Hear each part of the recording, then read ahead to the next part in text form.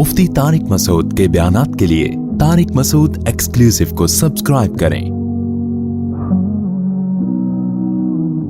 Tariq Masood exclusive.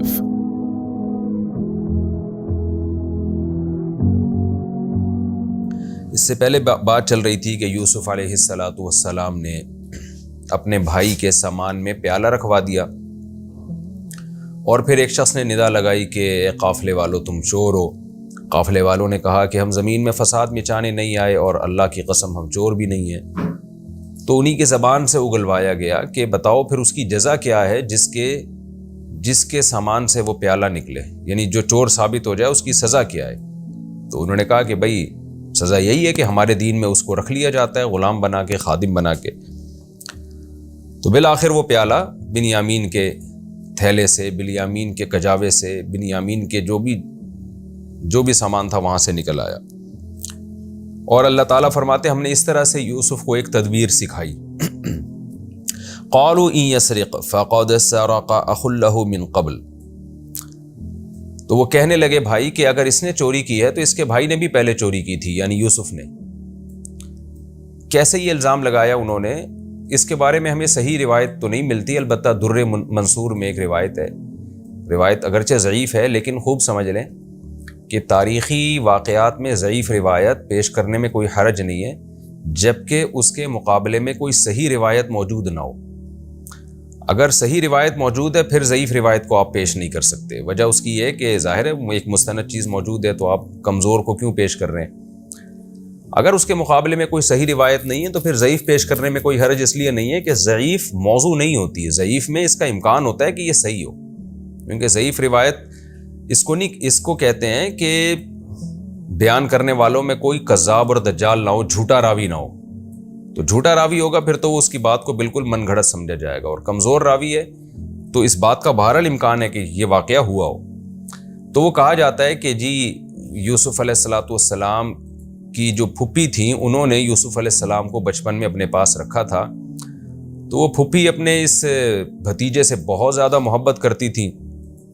तो यूसुफ अलैहिस्सलाम के वालिद साहब ने इरादा किया इनको अपने पास रखने का।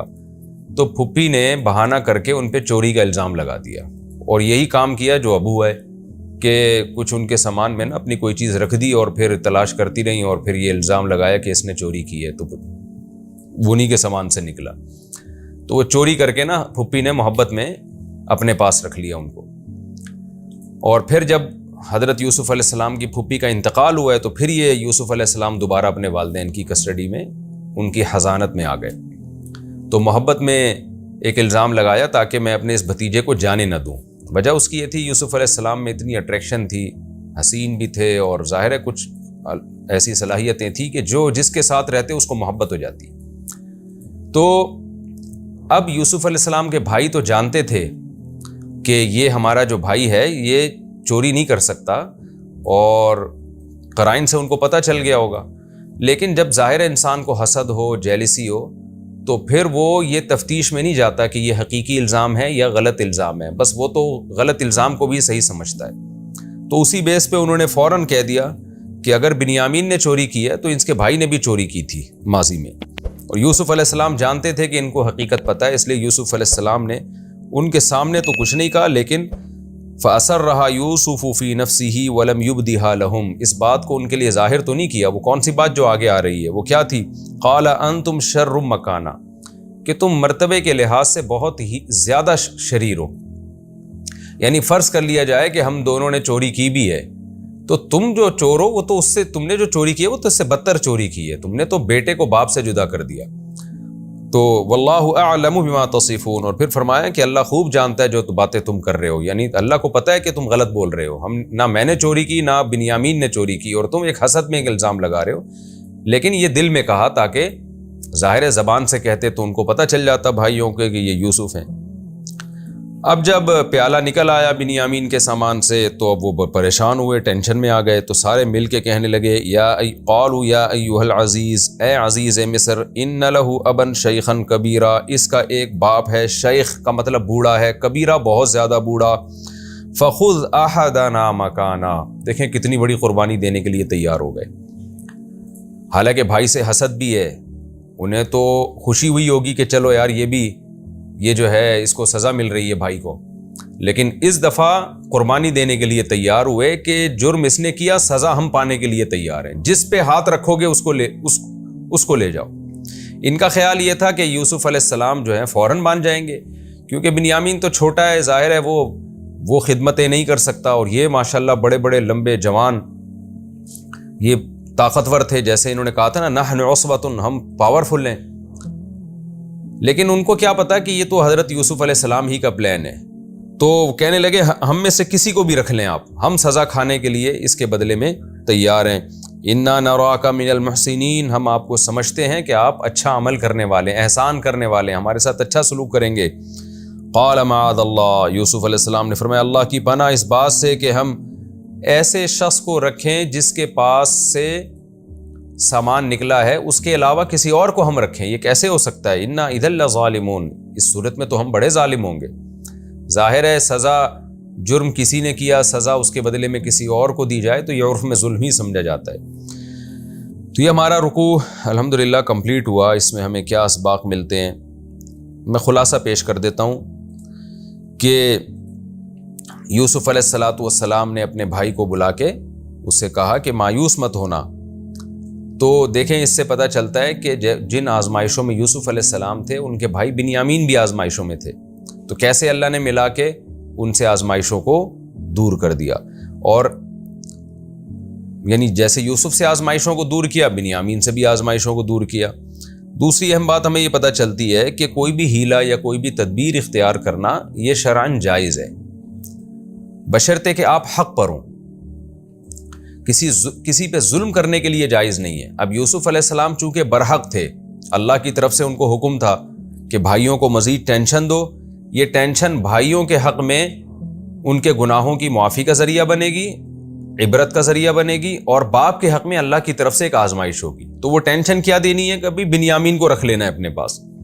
تو چونکہ یہ اب یوسف علیہ السلام اس سب کچھ کرنے میں برحق تھے، اللہ کے حکم سے کر رہے تھے، تو اس کے لیے ان کے لیے ہیلہ اختیار کرنا بھی جائز تھا کہ بھئی کس طرح سے رکھیں، تو کوئی بات نہیں بھی پیالہ سامان میں رکھ دو اور جو ہے اور پھر اس طریقے سے ان پہ الزام لگا کے اپنے پاس رکھ لو۔ وہ الزام جھوٹا نہیں تھا، کیونکہ شریعت میں جھوٹ بولنا جائز نہیں ہے اور توریہ کرنا جائز ہے۔ تو یوسف علیہ السلام نے بھی توریہ کیا تھا، بھائی کو تو ایک دفعہ بھی نہیں کہا کہ یہ چور ہے، بلکہ ندا کروائی کہ تم لوگ چور ہو۔ تو ظاہر ہے وہ چور تھے، اس معنی میں چوری کی تھی انہوں نے کہ یوسف علیہ السلام کو چوری کر لیا تھا انہوں نے، تو یہ توریہ کہلاتا ہے۔ تو آج بھی اگر کسی پہ ظلم ہو رہا ہو تو ظلم سے بچنے کے لیے وہ توریہ بھی کر سکتا ہے، کوئی ہیلہ بھی کر سکتا ہے۔ اس کی بہت ساری فقہ میں مثالیں ملتی ہیں کہ مثال کے طور پر کوئی شخص آپ کا قرضہ واپس نہیں کر رہا، ایک آدمی نے آپ کے 1,00,000 روپے دینے، وہ واپس نہیں کر رہا، اور آپ کو پتہ ہے کہ اس کے پاس واپس کرنے کی استطاعت ہے، تو حضرات فقہاء نے یہ مسئلہ بیان کیا ہے، قرآن و حدیثی سے استنباط کیا ہے کہ آپ کوئی ہیلہ کر کے اپنی رقم لے سکتے ہیں اس سے۔ مثال کے طور پر آپ کوئی بھی ایسا جس کو آج کے زمان میں ڈرامہ کہا جاتا ہے نا، کوئی بھی ڈرامہ کر کے کسی بھی طریقے سے آپ اپنے پیسے نکلوا سکتے ہیں۔ مثال کے طور پر آپ اس سے قرضہ لے لیں، یعنی کسی شخص کے نام پہ قرضہ لے لیں، کسی شخص کو بھیجیں اور بولیں کہ بھائی اس سے بولو کہ مجھے 1,00,000 روپے کی ضرورت ہے، تمہیں وہ دے دے گا، مجھے تو دے نہیں رہا، تو ادھر سے لے کے پھر ادھر لے لیے۔ یا یہ بھی جائز ہے کہ وہ پھر بھی نہ دے رہا ہو تو اس کی کوئی چیز چوری کر لی جائے اور اس کو مارکیٹ میں بیچ کے اپنی پیسے لیے جائیں اور باقی رقم اس کو واپس کر دی جائے۔ تو یہ چوری لفظی اعتبار سے یہ عمل چوری کہلائے گا، حقیقت میں یہ چوری نہیں ہے۔ اس لیے نہیں ہے کہ اس میں آپ کا مقصد اپنا حق وصول کرنا ہے، اس کا حق دبانا نہیں ہے۔ چوری میں کسی کا حق دبایا جاتا ہے، یہاں اس کو میں ظاہر لحاظ سے چوری کہہ رہا ہوں، حقیقت میں یہ چوری نہیں ہے۔ تو اس طرح سے کسی بھی طریقے سے شریعت نے اجازت دی ہے کہ آپ اپنا حق اس سے وصول کر سکتے ہیں، بشرطے کہ سامنے والا ظلم کر رہا ہو۔ ہاں اس کے پاس دینے کی استطاعت نہیں ہے، پھر ایک الگ بات ہے، پھر جائز نہیں ہے۔ آگے چلتے ہیں ہم اگلے رکوع کی طرف۔ اچھا، ایک امپورٹنٹ بات یہ بھی ہے یہاں پہ کہ یوسف علیہ السلام نے یہ ہیلہ اس لیے اختیار کیا کہ مصر کا جو بادشاہ تھا اور مصر کا جو لا تھا، اس کے قانون میں چور کی سزا یہ نہیں تھی کہ اس کو غلام بنا کے رکھ لیا جائے، تو وہاں یوسف علیہ السلام یہ کام نہیں کر سکتے تھے، لہذا وہ وہ چاہ رہے تھے کہ دین یعقوب کے لحاظ سے فیصلہ کیا جائے۔ اس سے ہمیں یہ بھی سبق ملتا ہے کہ کسی غیر مسلم ریاست میں کوئی عہدہ لینا بھی جائز ہے اور پھر اس کے ملکی قوانین کی رعایت کرنا بھی جائز ہے۔ جب آپ کسی غیر مسلم کنٹری میں ہوں تو وہاں کا جو لا ہے، جو قانون ہے، اس کو آپ فالو کریں گے، اور وہاں کوئی عہدہ لینا، یعنی آپ عدالت میں جج بھی بن سکتے ہیں وہاں پہ۔ یعنی یہاں پر تو اشکال ہوگا نا کہ جج بننے کے بعد آپ کے تو سارے فیصلے وہ غیر مسلم ریاست کے مطابق ہوں گے، ان کے قانون کے مطابق ہوں گے، اور قرآن کہتا ہے وَمَن لَّمْ يَحْكُم بِمَا أَنزَلَ اللَّهُ فَأُولَٰئِكَ هُمُ الْكَافِرُونَ۔ جو اللہ کے فیصلوں کے مطابق فیصلہ نہیں کرتا وہ لوگ تو کافر ہیں، کہیں قرآن نے کہا ظالم ہیں، کہیں قرآن نے کہا فاسق ہیں۔ سوال پیدا ہوتا ہے ایک آدمی جج بنایا اور غیر مسلم ریاست میں ہے تو وہ غیر شرعی فیصلہ کرنے کا مجاز کیسے ہو گیا؟ وہ تو کافر ہو جائے گا یا ظالم ہو جائے گا۔ تو یہاں اس کی تفصیل خوب سمجھ لیں۔ دیکھیں، غیر مسلم ریاست میں اگر کوئی جج بنتا ہے اور اس ملک کے قانون کے مطابق فیصلہ کرتا ہے، لیکن اس فیصلے کو وہ شریعت کا فیصلہ نہیں سمجھتا اور برحق نہیں سمجھتا، بلکہ اس سے بھی پہلے میں اور آسان کر کے اسٹیپ بائی اسٹیپ یہ مسئلہ سمجھاتا ہوں کہ آپ کسی غیر مسلم ریاست میں عدالت میں جج ہیں اور کوئی ایسا فیصلہ آپ کر رہے ہیں کہ شریعت میں اس کے اگینسٹ دوسرا فیصلہ موجود ہے، شریعت میں اس کے اگینسٹ دوسرا فیصلہ موجود ہے۔ مثال کے طور پر ایک شخص زنا کر کے آتا ہے، پکڑا جاتا ہے غیر مسلم ریاست میں، اب جج غیر مسلم ریاست میں مجبور ہے اس کو رہا کرنے پر کہ بھئی اس کو رہا کر دے۔ اسلام میں حکم کیا ہے کہ اس کو کوڑے لگاؤ، اس کو رہا کرنے کی اجازت نہیں ہے۔ تو یہ فیصلہ کیا ہے؟ شریعت کے فیصلے کے بالکل اگینسٹ ہے۔ تو ایسی صورت میں جج یہ فیصلہ کرے گا کہ بھئی ملکی قانون کے مطابق میں فیصلہ کر رہا ہوں، اور دل میں وہ نیت کرے کہ میں اس کو برحق نہیں سمجھتا خدائی قانون کے حساب سے، کیونکہ خدا کا قانون تو سب سے اعلیٰ ہے، اصل تو وہی ہے، لیکن میں چونکہ ملکی قانون کا پابند ہوں لہذا میں تمہیں بری کر رہا ہوں۔ یہ کلیئر کر دے، اور دل میں یہی سمجھے کہ کیونکہ میں اس ریاست کا ملازم ہوں لہذا میں پابند ہوں کہ اس ریاست کے مطابق فیصلے کروں، لیکن میں اس فیصلے کو دل سے برحق نہیں سمجھتا۔ یہ انسانیت کے ساتھ ظلم ہے کہ زانی کو ایسے ہی چھوڑ دیا جائے۔ تو پھر جج انشاءاللہ گنہگار نہیں ہوگا، کیونکہ نہ وہ کوئی کنفیوژن پیدا کر رہا ہے، اسلام اور غیر اسلام کو خلط ملط کر رہا ہے، اور اس سے زیادہ جج کے بس میں کچھ ہے بھی نہیں، یعنی جج اس سے زیادہ کچھ بھی نہیں کر سکتا نا، وہ تو مجبور ہے اس کے مطابق فیصلہ کرنے پر۔ نہ اس فیصلے کو برحق سمجھ رہا ہے وہ، ظاہر ہے اس جج کو ہٹائیں گے کوئی دوسرا بھی یہی آ کے فیصلہ کرے گا، تو اس طرح کے فیصلے میں جج گنہگار نہیں ہوگا۔ اس کی مثال ہے جیسے ہماری عدالتیں ہیں پاکستان میں، اسلامی ملکوں میں بھی بہت دفعہ ایسے ہوتا ہے کہ جج فیصلہ کر رہا ہوتا ہے، غیر شرعی فیصلہ ہوتا ہے، لیکن وہ اوپر مجبور ہوتا ہے، تو وہ کبھی بھی یہ نہیں کہتا کہ اصل شریعت کا حکم یہی ہے یا برحق حکم یہی ہے۔ ہاں، اگر جج نے یہ فیصلہ کیا شریعت کے خلاف اور اس کو برحق سمجھنے لگا، انسانیت کی نجات اس میں سمجھنے لگا، تو پھر وہ اسلام سے خارج ہو جائے گا جج۔ وجہ اس کی یہ کہ خدائی قانون کے مقابلے میں وہ انسانی قانون کو ترجیح دے رہا ہے۔ تو ایمان اور کفر کا تعلق عقیدے سے ہے۔ اس سے پتہ چلتا ہے کہ قرآن کی یہ جو آیت ہے نا، وَمَن لَّمْ يَحْكُم بِمَا أَنزَلَ اللَّهُ، جو اللہ کے نازل کردہ فیصلوں پہ فیصلہ نہ کرے، تو یہاں فیصلے سے مراد ہے دل سے فیصلہ، یعنی عقیدے کا فیصلہ، کہ عقیدے میں اس کو برحق سمجھنا شروع کر دے تو وہ اسلام سے خارج ہے۔ عقیدے میں اگر برحق نہیں سمجھتا تو ظاہری لحاظ سے فیصلہ کرتا ہے، تو ظاہری لحاظ سے فیصلے میں وہ چونکہ پابند ہے ایک ملکی اور ریاست کے قانون کے مطابق فیصلہ کرنے پر، لہذا اس پابندی کی بیس پہ اس کو گناہ نہیں ملے گا۔ بعض دفعہ ایسے ہوتا ہے، ایک صورت میں گناہ بھی ملتا ہے، وہ صورت یہ ہے کہ لوگوں نے اس کو ثالث بنایا اور اس کو کہا کہ آپ جو حق فیصلہ ہو وہ کریں، ملکی قانون نہیں چاہیے ہمیں، جس فیصلے کو آپ برحق سمجھتے ہیں وہ فیصلہ کریں۔ ایسی صورت میں اگر وہ شریعت کے خلاف فیصلہ کرتا ہے، کیونکہ لوگوں نے اس کو ثالث بنایا ہے، جیسے علماء کرام اور مفتیان کرام کے پاس لوگ آتے ہیں، یا قبائلی جرگے ہوتے ہیں۔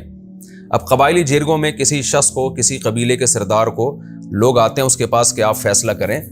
تو وہ چونکہ ملکی قانون کا پابند نہیں ہوتا، کوئی ریاست کی کوئی رٹ کو چیلنج نہیں کر رہا ہوتا، تو وہ پھر اگر مسلم ہے تو اس پر لازم ہے کہ وہ شریعت کے مطابق فیصلہ کرے، کیونکہ وہاں تو وہ آزاد ہے نا، اس پر کوئی دباؤ نہیں ہے۔ پھر اگر وہ شریعت کے خلاف فیصلہ کرتا ہے تو پھر یہاں بھی دو صورتیں ہیں۔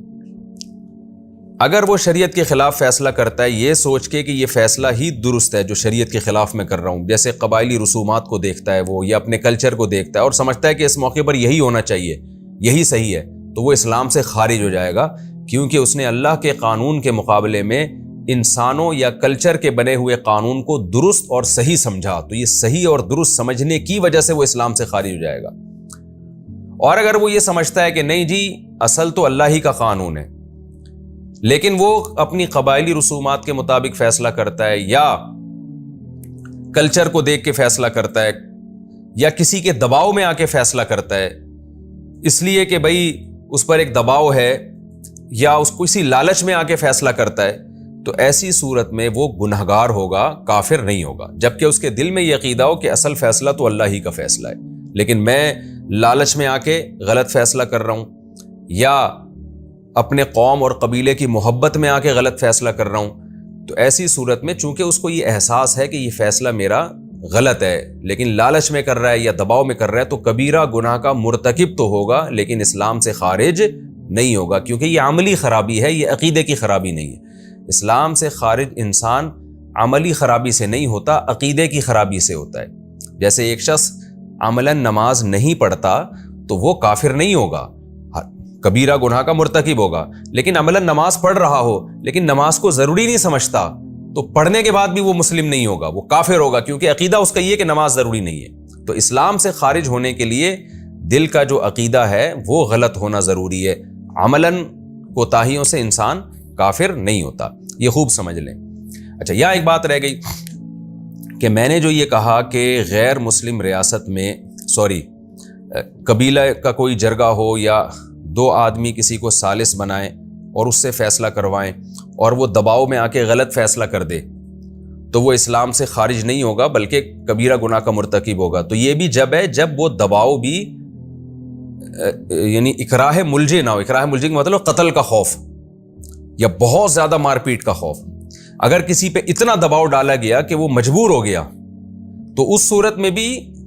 اللہ کی رحمت سے امید ہے کہ اللہ تعالیٰ اس کو معاف کر دیں گے، بشرطے کہ اس کے دباؤ میں آنے سے کسی پہ ظلم نہ ہو رہا ہو۔ یعنی ظلم سے میری مراد یہ ہے کہ اس کے دباؤ میں آنے سے کسی ناحق انسان کا قتل نہ ہو رہا ہو۔ تو اپنی جان بچانے کے لیے کسی ناحق کو قتل کرنا یہ شرعاً جائز نہیں ہے۔ مثال سے میں بات سمجھاتا ہوں، ایک آدمی کے پاس کیس آیا، لوگوں نے اس کو حکم بنایا اور اس پہ دباؤ ڈالا کہ یہ شخص قاتل نہیں ہے لیکن تم نے فیصلہ کرنا ہے کہ فیصلے میں اس کو قاتل ثابت کرنا ہے تاکہ ہم قصاصاً قتل کریں۔ تو ایسی صورت میں جج پہ جتنا بھی دباؤ ڈالا جائے جج کے لیے یہ غلط فیصلہ جائز نہیں ہے۔ وجہ اس کی ہے کہ اپنی جان بچانے کے لیے کسی بے گناہ پہ قتل کا الزام لگا کے اس کو قتل کروانا یہ جائز نہیں، ایسا دباؤ شریعت میں معتبر نہیں، کیونکہ جتنی آپ کی جان قیمتی ہے اتنی اس کی جان بھی قیمتی ہے۔ ہاں، مالی نقصان کروایا جا سکتا ہے اپنی جان بچانے کے لیے، لیکن پھر اس مالی نقصان کی تلافی اس کے اوپر ہوگی، شرعاً یہ مکلف ہوگا کہ اس مالی نقصان کی بعد میں کسی طریقے سے تلافی کرے۔ تو یہ کچھ تفصیل تھی جو میں نے آپ کے سامنے پیش کی۔ اچھا، بعض دفعہ یہ بھی ہوتا ہے کہ کسی غیر مسلم ریاست میں آپ ایسا قانون پہ فیصلہ کر رہے ہیں جو غیر شرعی ہے، لیکن وہ غیر شرعی بالکل شریعت کے اگینسٹ نہیں ہوتا، بلکہ شریعت میں ایک چیز کی سزا زیادہ ہے، آپ فیصلہ کر کے اس کی سزا کم دے رہے ہو۔ مثال کے طور پر امریکہ کی عدالت میں کسی شخص پہ چوری ثابت ہوتی ہے اور جج ایک مسلم ہے، تو جج اس کو جیل کی سزا دے دیتا ہے، حالانکہ اسلام میں سزا کیا ہے کہ ہاتھ کاٹنا۔ تو یہاں ہم یہ نہیں کہیں گے کہ اس نے غیر شرعی فیصلہ کیا ہے، بلکہ ہم یہ کہیں گے کہ سزا تو ہاتھ کاٹنا بنتی تھی لیکن اس نے بالکل بری ذمہ قرار دینے کے بجائے کم سزا کر دی ہے۔ تو اگر یہ بھی نہ ہوتا تو بالکل بھی چور کو سزا نہ ملتی۔ تو یہاں ہم یہ کہیں گے کہ یہ کسی نہ کسی درجے میں شریعت کے حکم کا معاون اور مددگار بن رہا ہے کہ چلو ہاتھ نہیں کٹوا رہا تو کم از کم جیل تو بھجوا رہا ہے نا اس کو۔ لیکن ہمارے ہاں لوگ ایسے فیصلوں کو بھی غیر شرعی کہہ دیتے ہیں، تو یہ غیر شرعی نہیں ہے۔ آپ یہ کہہ سکتے ہیں کہ جو شریعت میں کامل سزا جو ملنی چاہیے تھی وہ نہیں ملی، ناقص سزا مل گئی ہے، تو سزا نہ ملنے سے بہرحال بہتر ہے کہ ناقص سزا ہی مل جائے۔ تو ایسی صورت میں اس فیصلے کو غیر شرعی نہیں کہا جائے گا، بلکہ یہ کہا جائے گا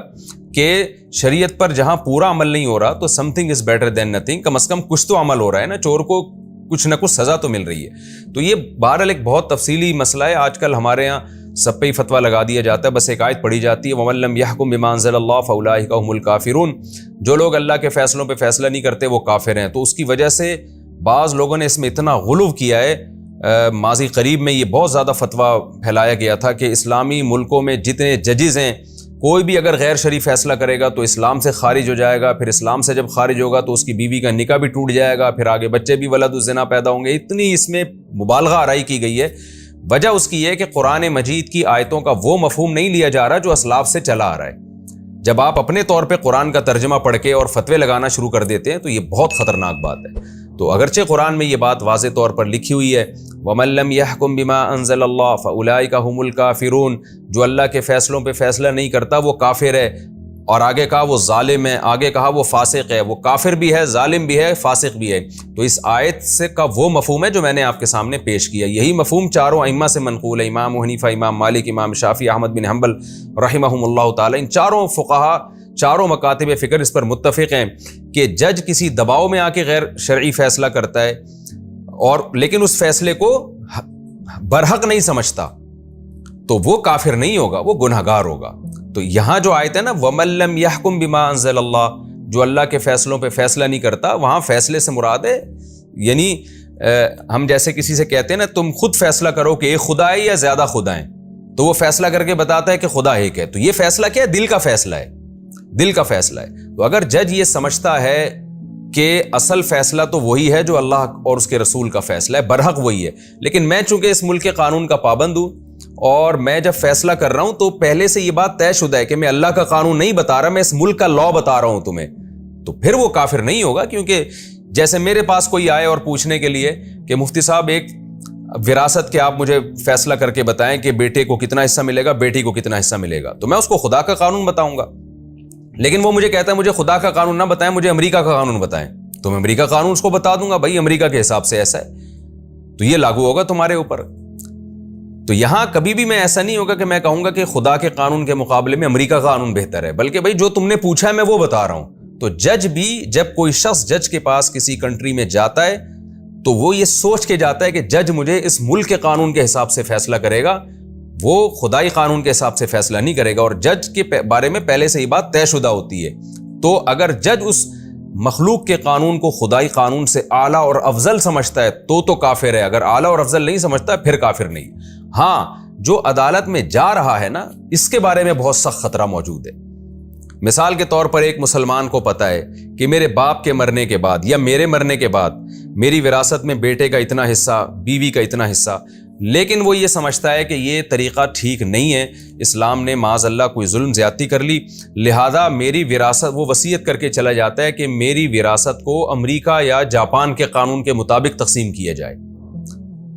تو یہ شخص سخت گناہ کا مرتکب ہوگا، کیونکہ جب اسلام ایک آلٹرنیٹ اس کے پاس بہترین موجود ہے تو آپ کیوں ایک کافر عدالت سے آپ فیصلہ کروا رہے ہو؟ تو یہاں بھی یہی ہے کہ اگر یہ شخص اس قانون کو صحیح سمجھتا ہے اللہ کے قانون کے مقابلے میں تو کافر بھی ہے، اور اگر صحیح نہیں سمجھتا بلکہ وہ مانتا ہے کہ اللہ کا قانون درست ہے لیکن کوئی لالچ میں آ کے یا کسی دباؤ میں آ کے غیر شرعی فیصلہ کروا رہا ہے تو پھر یہ کبیرہ گناہ کا مرتکب ہے، پھر کافر تو نہیں ہے لیکن بہت سخت گناہ گار ہو گئی۔ تو اس لیے جو غیر مسلم ممالک میں رہنے والے مسلمان ہیں جو عدالتوں میں کیس لے کے جاتے ہیں ان کو بہت غور و فکر کرنا چاہیے کہ جب ایک اسلام کا متبادل نظام ہمارے پاس موجود ہے تو ہم کسی اور سے فیصلہ کیوں کروا رہے ہیں۔ تو ججز کے لیے معاملہ اتنا خطرناک نہیں ہے، زیادہ خطرناک معاملہ، یعنی ججز سے میری مراد وہ جج جو کسی غیر مسلم ریاست میں جج ہو، اس کے لیے معاملہ اتنا ڈینجرس نہیں ہے، ڈینجرس ان لوگوں کے لیے کہ جو اس عدالت میں کیس لے کے جاتے ہیں اور وہ ہیں بھی مسلم۔ تو اس لیے قرآن مجید میں اللہ تعالیٰ کا ارشاد ہے فَلَا وَرَبِّكَ لَا يُؤْمِنُونَ حَتَّى يُحَكِّمُوكَ فِي مَا شَجَرَ بَيْنَهُمْ، یہ لوگ اس وقت تک مومن نہیں ہو سکتے جب تک یہ اسلام سے فیصلہ نہ کروائیں۔ تو مسلم کے لیے یہ اس پر یہ واجب ہے کہ وہ اپنے فیصلے اسلام کے مطابق کروائیں۔ اگر ملکی قانون اور اسلام کا قانون ایک دوسرے کے اپوزٹ ہیں تو پھر اسلام سے فیصلہ کروائیں۔ ہاں، بہت سے قوانین ایسے ہوتے ہیں جہاں اسلام اور ملکی قانون آپس میں ٹکرا نہیں رہے ہوتے، تو وہاں پھر شریعت میں اجازت ہے کہ آپ ملکی قانون سے فیصلہ کروا سکتے ہیں۔